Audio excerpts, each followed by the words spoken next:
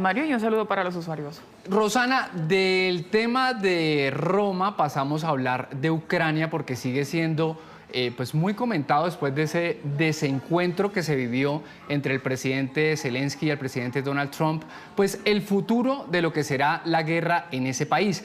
Pero hay un término y hay una frase que está sonando mucho y es el de tierras raras. ¿Eso qué es? Las tierras raras son unas zonas que tienen tanto Rusia como Ucrania ricas en minerales raros, como lo dice, como le indica, raros de conseguir en la tierra, que están específicamente en ese lugar. Esto un poco se ha convertido en el nuevo caballito de batalla en este conflicto que, recordemos, el pasado 24 de febrero cumplió ya 3 años. Esto es lo que también está pidiendo el presidente estadounidense Donald Trump a cambio de lograr una tregua, lograr la paz en esta zona del mundo. Un poco el caballito de batalla. De hecho, hay noticias recientes que vienen de Estados Unidos. El asesor de seguridad Mike Waltz aseguró que Trump estaría dispuesto a reanudar la ayuda militar a Ucrania si hay una voluntad de paz o si se llegan a estos acuerdos, que es lo que está pidiendo Donald Trump para poder interceder o para poder mediar en este conflicto que también, digámoslo, él en campaña muchas veces dijo que si él hubiese sido el presidente nunca hubiese ocurrido y que una vez llegara a la presidencia de Estados Unidos en 100 días iba a acabar con este conflicto, pero pues es no algo ha mucho más de sido fondo. el caso. Bueno, pues para hablar de este tema y sobre todo de la actualidad de la guerra en Ucrania, usted tiene invitada. Hay una persona que conoce mucho de historia y mucho de estos temas más a fondo de lo que nosotros podríamos conocer. Ella es Elena Bogush, quien nos atiende y nos saluda desde Moscú. Elena, bienvenida a Noticias Caracol en vivo y muchas gracias por acompañarnos. Buenos días, gracias por la invitación. Elena, un poco para poner en contexto, quisiéramos entender o explicarle a la audiencia, a los usuarios, qué son estas tierras raras y por qué son tan importantes y determinantes en esta nueva etapa del conflicto. Mire, por lo que yo he leído de los expertos que son químicos, geólogos, etcétera, esta historia del acuerdo con estos minerales de las tierras raras es como una fachada para ocultar otras cosas, porque el mercado de las tierras raras es de unas decenas de miles de millones de dólares y esto no puede ser una razón verdadera para que Trump esté interesado en Ucrania, en esos minerales de las tierras raras, etcétera. Y ahora la mayoría porque se necesitan muchos años para empezar a extraer esos minerales de los yacimientos. Entonces, esto no puede ser algo real en estos años ni en los meses, etcétera. Pero puede ser que esto es como una puerta para las empresas estadounidenses para empezar a trabajar en Ucrania con los yacimientos de diferentes recursos naturales. Esto no está claro para nadie porque nadie ha visto este acuerdo, qué es, para qué es, y las opiniones son muy diferentes. Hay opiniones que sí, si los Estados Unidos van a trabajar con estos metales en Ucrania, entonces van a crear una fundación y de allí va a venir el dinero para reconstrucción de Ucrania destruida después de la guerra. Pero todo esto Sí. todavía está en las nubes, nada claro. Elena, pero según su análisis y aprovechando que usted está allá, ¿qué se dice allá? Usted habla de que se ocultaría algo más. ¿Qué podría ocultar o qué es lo que se comenta, por ejemplo, allá que escondería este interés? Mira, lo que pasa es que aquí se ríen, bueno, yo estoy hablando de la oposición ya, no ah, de la visión oficial, que por alguna razón rara, cuando este acuerdo de los minerales raros lo propuso Zelensky en octubre del año pasado a los Estados Unidos. Luego fue olvidado, ahora de nuevo sacado a la luz. Y enseguida Putin dijo, oh, pues nosotros también tenemos minerales raros, también podemos trabajar con los Estados Unidos y además con las compañías de petróleo, gas, etcétera. Entonces, esto es el problema. Además, otro tema es que la mayoría de estos yacimientos de Ucrania están ahora en los territorios ocupados por Rusia. Entonces, queda menos claro con todo lo que puede pasar con esto, porque el problema clave es cómo va a ser el acuerdo de la paz, si Rusia va a quedar con los territorios ocupados o puede devolver algo a Ucrania, o al revés, como oficialmente exige Putin, Ucrania tiene que liberar más territorios y entregarlos a Rusia, pues lo que es bastante absurdo. Precisamente es sobre este tema del conflicto, Elena, porque es tan importante la relación, no de Estados Unidos, sino de Donald Trump en específico con Putin y porque cree él realmente que puede hacer más de lo que quizá hizo Joe Biden para acabar con la guerra. ¿Es realmente Donald Trump un elemento capaz de lograr esto? Bueno, si es capaz o no es capaz, vamos a ver, porque Donald Trump, igual que nuestro presidente Putin, son personas absolutamente impredecibles. Lo que pasa es que Trump empezó una línea política absolutamente diferente con la de Biden, porque Biden decía que Putin es un asesino, es un carnicero y ninguna negociaciones con él. Perfecto. Después, medio año de la demora de los suministros de los armamentos a Ucrania de parte de los Estados Unidos, etcétera. Entonces, de parte del Occidente fue una posición bastante hipócrita decir que no, nosotros no vamos a negociar con Putin porque es un tal por cual, pero tampoco vamos a dar los armamentos suficientes a Ucrania para que pueda combatir con Putin. Esto, perdón, ¿cómo se llama? ¿Cómo se llama? Es mi pregunta. Esto se llama la guerra eterna, porque los suministros occidentales de los armamentos a Ucrania fueron sí muy grandes, porque Rusia produce tremenda cantidad de armamentos y es una gran guerra a la cual hay que contrarrestar. Pero lo que tiene Ucrania, esto apenas alcanza para mantener las posiciones que tiene ahora y en los últimos meses los rusos poco a poco están avanzando.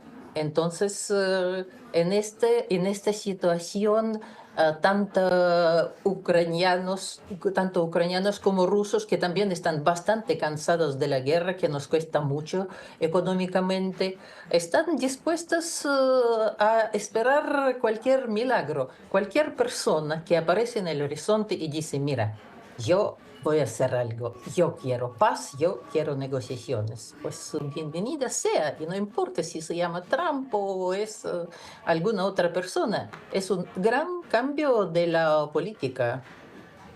Sí, pero más allá de eso, Elena, porque uno escucha ambas posiciones y de querer paz, pues no se queda en más que eso, en un deseo, pero a la hora ya de ver las posiciones, pues parecen posturas irreconciliables o al menos no se nota frente a lo que plantea Putin para quedarse con esos territorios ya conquistados, entre comillas, pues parece inviable que, por ejemplo, Ucrania acepte eso, cualquier acuerdo de paz que ceda sería una derrota completa y el pueblo ucraniano seguramente no lo aceptaría.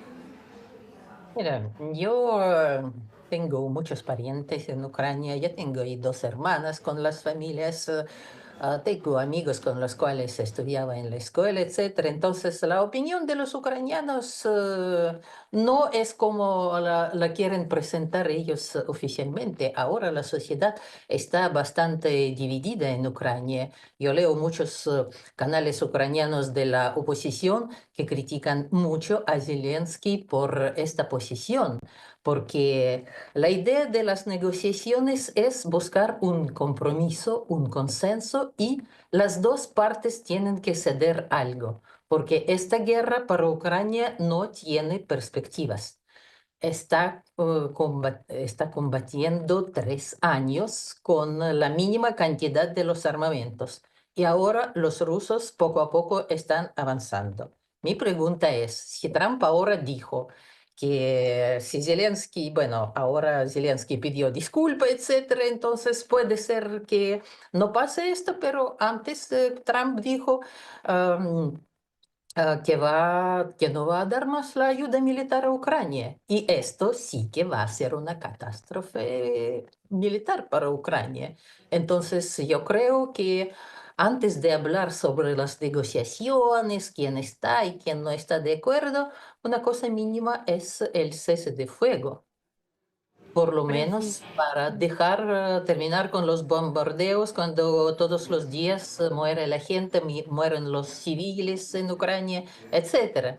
Entonces, yo Sí. creo que es, bueno, también esa posición es bastante criticada por las partes radicales, tanto en Rusia como en Ucrania, pero yo creo que es la única solución. Primero, el cese de fuego y después pueden conversar meses y no sé cuánto tiempo para ver cómo van a resolver esta situación, porque no hay otra salida. Nadie puede vencer en esta guerra, ni Ucrania ni Rusia. Sí, de hecho, Zelensky el día de ayer decía que estaba dispuesto a un cese al fuego, por lo menos en el mar, por vía marítima. Pero Elena, usted dice algo muy importante y es que los rusos están avanzando. Es decir, mientras la atención está puesta en un posible acuerdo, en una posible paz entre Rusia y Ucrania, quiere decir que las tropas, el ejército ruso sigue avanzando en los territorios ucranianos y en cierto modo pueden lograr el cometido o el objetivo que Rusia siempre ha querido? Mira, los halcones rusos, el partido de guerra, llamémoslo así, en los últimos días dicen, pues mira, antes de elecciones tenemos que avanzar más. Y la idea es destruir toda la infraestructura energética de Ucrania, que Rusia empezó a bombardearla en otoño del año 22. Entonces, ahora con los últimos bombardeos en Odessa, por ejemplo, muchas veces las ciudades quedan sin luz. En invierno quedarse con la calefacción es mortal en nuestras tierras Sí. frías. Entonces, Rusia tiene todas las posibilidades militares para hacerlo. Y esto es más peligroso que el avance de las tropas rusas, que no es muy grande todavía, pero sí se están avanzando, digamos, de la manera táctica. Entonces, esto hay que parar de una y otra manera y después conversar qué vamos a hacer con esto. Porque sí, mira, Ucrania hace mucho que está diciendo que quiere volver a las fronteras del año 1991. Perfecto, son las fronteras reconocidas internacionalmente, etcétera. Pero Ucrania no tiene la fuerza militar para hacerlo. El occidente no está dispuesto a ayudarle porque tiene miedo de la guerra nuclear. Entonces, porque si van a prestar una ayuda militar, eso fue la única razón desde el principio. Yo muchas veces lo he comentado en la televisión española, de Sí. Argentina, no sé qué, y en América Latina no se siente tanto, porque ustedes están muy lejos, están detrás del océano, y lo que dijo Zelensky a Trump, sí, ustedes están detrás del océano, hay una distancia, entonces no hay tanto miedo de la guerra nuclear. Pero yo recuerdo muy bien como creo que fue en septiembre del año 22, yo estaba conversando en una radio con un almirante español y él consideraba que 50% de probabilidad de la guerra nuclear. Yo no estaba de acuerdo con él, y pues hasta ahora no estoy, yo no soy experta militar. Yo le dije, mira, yo no creo que son 50% de la probabilidad. No puedo expresarlo en los por cientos, pero si es 1% Sí. y va a empezar la guerra nuclear, las consecuencias van a ser tales que olvídense. Sí. Entonces, tampoco es fácil acusar al occidente que no quiere ayudar mucho a Ucrania, no quiere enviar más tropas, etcétera. Así que estamos en un callejón sin salida, hablando Sí, así. Elena, y hablando precisamente de Occidente, finalmente, ¿cuál cree usted que es el papel que puede jugar en todo esto la Unión Europea, que precisamente en los últimos días han estado hablando mucho de aumentar pues su capacidad de defensa? ¿Qué papel puede jugar en medio del futuro de esta guerra en Ucrania? Mira, por lo que yo he escuchado de los expertos militares rusos, ucranianos, israelíes, etcétera, la Unión Europea no tiene la industria militar suficiente para reemplazar la ayuda estadounidense. Entonces, lo que han dicho hasta ahora, muchas palabras. Sí, nosotros apoyamos a Ucrania, etcétera, pero lo que ofrecen por ahora es nada. Con esta ayuda militar, la Ucrania no puede contrarrestar a Rusia. Así que tal vez en el futuro, si Trump va a seguir su política dura, porque de hecho, en la OTAN el papel principal siempre lo jugaban los Estados Unidos. Hay tropas militares estadounidenses en Europa, etcétera. Entonces, pues, según entiendo, cerca de la mitad de ayuda a Ucrania viene de los Estados Unidos e incluso la ayuda europea en gran parte también son las armas estadounidenses. Los europeos simplemente están suministrando sus armas viejas a Ucrania y reemplazándolos con las armas nuevas estadounidenses. Lo mismo lo hacen los Estados Unidos, así que también es muy provechoso para la industria militar de los Estados Unidos. Así que Europa, por ahora, hay muchas palabras y hay mucho miedo de la guerra nuclear. Así que la ayuda militar económica europea no va a resolver el problema. Es decir, Ucrania no puede triunfar, no puede recuperar sus tierras con esta ayuda. Eso es el problema. Definitivamente, lo dice Elena muy bien, un problema al cual lo seguiremos tratando, investigando y reportando, por supuesto, desde aquí, desde Noticias Caracol en Vivo. Es un tema que ha vuelto a la agenda también con el regreso de Donald Trump a la presidencia y, por supuesto, seguiremos muy atentos a lo que pase allí en esa zona del mundo. Por ahora, Elena, muchas gracias por habernos acompañado y por habernos dado este panorama del conflicto allí. Gracias, Gracias Elena. a ustedes. Gracias, hasta luego. Buen día y buena noche ya.